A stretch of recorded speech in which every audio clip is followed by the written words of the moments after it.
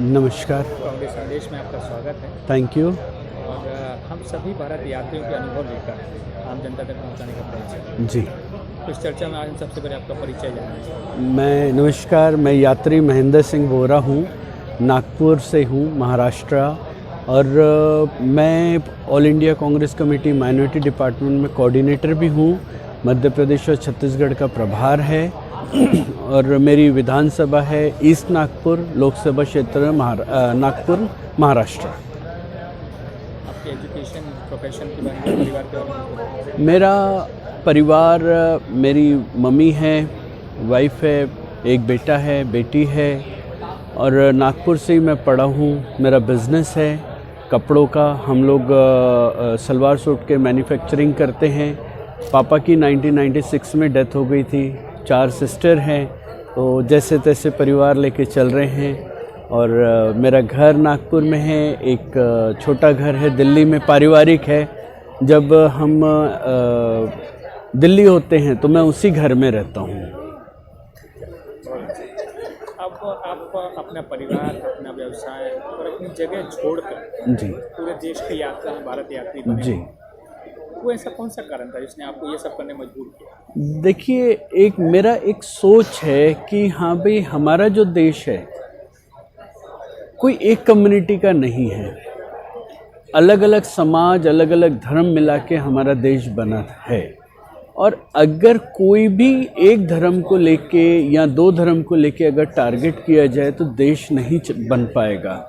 और अब जैसे मेरी जवाबदारी है मेरा परिवार को लेके खुशहाल रहूं, अच्छे से रहूं, वैसे ही मेरी जवाबदारी मेरे देश को भी लेके है। सब धर्म के सदस्य मेरे भाई है, चाहे वो हिंदू हो, मुस्लिम हो, सिख हो, ईसाई हो, ब्राह्मण हो, कोई भी हो।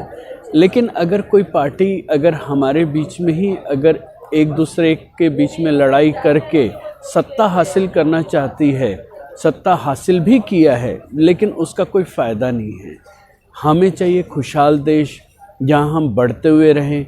आज से 7-8 साल पहले, 2014 से पहले हम सुनते थे भारत ने इस मिसाइल का टेस्ट किया है, हिंदुस्तान ने ये डेवलप किया है, हमारी इकोनॉमी ऐसा बूम हो रही है। आज तो हम फेक दुनिया में जी रहे हैं।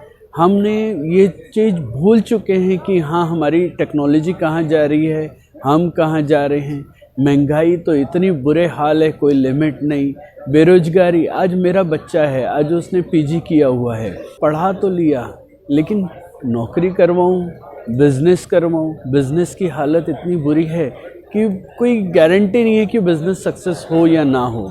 नौकरी तो आज इस सरकार ने ये हालत कर दी है तो इंसान भूल ही जाए। मेरा खुद का बिज़नेस है, 2014 के पहले अच्छा फलता फूलता था। आज हम लोगों को इतने बुरे हालात है, ना पेमेंट्स आती है, ना काम टाइम पे मिलता है। तो यही है, मैं तो चाहूँगा कि वापस कांग्रेस की सरकार आए और जो हम खुशहाली की तरफ बढ़ते जा रहे थे वापस वो दिन लौट के आए। हमें ऐसे मोदी जी वाली सरकार नहीं चाहिए। एक सामूहिक भारत का निर्माण करने के लिए आप भारत यात्रा कर रहे हैं जी। जो प्रगति के पथ पर चल रहे हैं। अब आप जैसे अपने एक परिवार का भी आप लालन पालन कर रहे हैं। हाँ। आपके मित्र साथी भी होंगे, पार्टी में भी कई लोग, और इवन यात्रा में भी आप कई लोगों से मिल रहे हैं जी, जो अपने गोद में बच्चों को लेकर, अपने देश का भविष्य लेके गोद में लिए चल रहे हैं, उनके साथ चल रहे हैं। ऐसे लोगों के लिए कैसा भारत बनाना चाहते हैं? देखो, मैं तो एक छोटी सी बात बोलूँगा, जो बीजेपी और नरेंद्र मोदी, अमित शाह सोचते हैं, मुझे वैसा भारत तो नहीं चाहिए। मुझे चाहिए हंसता खेलता भारत। इस यात्रा में मैंने देखा है कई ऐसे दिखे हैं जो व्हील चेयर में हैं, जिनको चलना नहीं होता है व्हील चेयर में होने के, लेकिन वो फिर भी वेट कर रहे हैं कि राहुल जी से एक उम्मीद लेके चल रहे हैं कि हाँ, कल चल के मेरा देश, मेरा भविष्य सुधार लेंगे, मेरा परिवार का सुधार लेंगे। एक यात्री हमारे यहाँ है जिसके दोनों हाथ नहीं हैं, लेकिन वो चला जा रहा है। उसे ये पता है कि हाँ, मैं कुछ कर पाऊँ चाहे ना कर पाऊँ, लेकिन मेरा देश का भला तो हो जाएगा।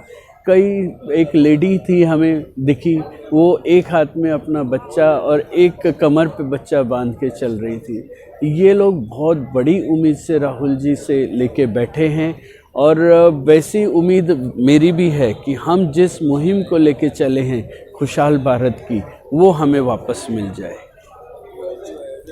आपका भारत आपको खुद बनाने का का मौका मिले तो उस देश में क्या क्या खूबियाँ होंगी और क्या नहीं होगी? मेरी पहले भी मैंने जवाब दिया, मेरे भारत में अगर मुझे मौका मिले तो मैं एक ही बात बोलूँ, मुझे धार्मिक जो ये लड़ाई करवाते हैं ये नहीं चाहिए। मुझे प्रगति वाला भारत चाहिए जो सिर्फ आगे बढ़ता जाए, और पुरानी चीज़ें सोच के कभी इसका बुराई करो कभी उसकी बुराई करो, ये भारत मुझे नहीं चाहिए। आगे की ओर लेके जाओ, क्योंकि मेरा भारत डेवलप होगा तो मैं डेवलप होऊंगा, मैं डेवलप होऊंगा तो मेरा परिवार, मेरे दोस्त सब खुशहाल होंगे। यही उम्मीद करते हुए मैं इतना ही बोलूँगा। ठीक है, आप लगातार 83-84 दिन से ज़्यादा आप सफ़र कर चुके हैं जी। 2500 किलोमीटर आपने जी तमाम तरह की घटनाएं आपके सामने पूरी हुई, अच्छी बुरी सब कुछ, लेकिन कोई ऐसी घटना जो आपके दिल में घर कर गई और आप उसे कभी नहीं भूल पाए? देखिए, उसमें से एक तो मेरे सामने का इंसिडेंस है। हमारे एक साथी झंडा टुकड़ी में चलते चलते शहीद हुए हैं। एक दूसरा एक इंसिडेंट था कि वो खाना खा के बाहर टहल रहा था, उसका एक्सीडेंट हो गया, उसकी डेथ हो गई। ये तो बैड फेस है। प्लस अच्छा फेस भी ऐसा है कि हम लोगों के अंदर एक जज्बा बन चुका है कि हम भारत के निर्माण में आगे बढ़ते जाएंगे। और ये जो हमारे जितने भी साथी हैं वो ये नहीं सोचते हैं कि क्या करना है क्या नहीं करना है। मैं मेरा एक्सपीरियंस देता हूँ। मैं सुबह 3:30 बजे उठता हूँ, शायद मैं कभी इतनी जल्दी नहीं उठा। उसके बाद 3:30 से, क्योंकि मेरा तैयार होने में टाइम लगता है, 5 बजे तक रेडी होकर ब्रेकफास्ट करने चला जाता हूँ। ब्रेकफास्ट किए, फिर उसके बाद फ्लैग होस्टिंग का टाइम होता है। फ्लैग होस्टिंग हुई तो तुरंत चल जाना पड़ता है। उसके बाद हम लोगों के आगे एक ही विजन है कि यात्रा पूरी करना, कैसे भी करके। हम लोग अपने दर्द नहीं देखते हैं, दुख नहीं देखते हैं, चलते जाते हैं। और मैं यही चाहता हूँ कि ऐसा ही देश बन जाए मेरा। कोई एक घटना तो ऐसा नहीं बोलना चाहिए, बट खुशी बहुत होती है। दुर्घटना को मैं नहीं बोलूँगा, मैं इसको खुशी में बोलूँगा। चाहे प्लस हो चाहे माइनस हो, यात्रा पूरी करनी है। और अगर फिर मौका मिलेगा, जैसे हम सुनते हैं ईस्ट से वेस्ट भी होगी, मैं उसमें भी जाना चाहूँगा। मैं इसको पॉजिटिवली लेके चल रहा हूँ। मैं दुर्घटना को कुछ नहीं मानूंगा। अब आप सिख कम्युनिटी से बिलोंग करते हैं जी। गुरुनानक साहब की आपकी आस्था है जी। देश में तमाम सिख समाज हमारे पास हर स्टेट में उपस्थिति है जी। उनके लिए, फिर आप एक यात्री होने के नाते बाकी देशवासियों को इस यात्रा से क्या संदेश देना चाहिए? मैं मेरे समाज को एक ही संदेश देना चाहूँगा। समाज बांटने वालों को वैसे भी सिख समाज पहले भी कभी जगह नहीं देता था, आगे भी ना दे। और खुशहाली से जैसे पहले रहता था हर धर्म के बीच में, वैसा ही रहे। हमारा कल्चर है जो लंगर कल्चर है, उसमें जाति धर्म का भेदभाव नहीं होता है। वही चीज़ बाकी इसमें नहीं आना चाहिए, ना आएगा। यही मैं अपने समाज को इस छोटे से मैसेज में कहना चाहता हूँ। हमें एक होके उस सरकार को लाना चाहिए जो देश का सोचती हो, ना कि किसी एक धर्म का सोचती हो। बहुत शुक्रिया मैंने और संदेश को समय देने के लिए आपका धन्यवाद। हम चाहते हैं कि आपकी यात्रा ऐसे मुस्कुराते रहे। थैंक यू वेरी मच भाई, थैंक यू वेरी मच।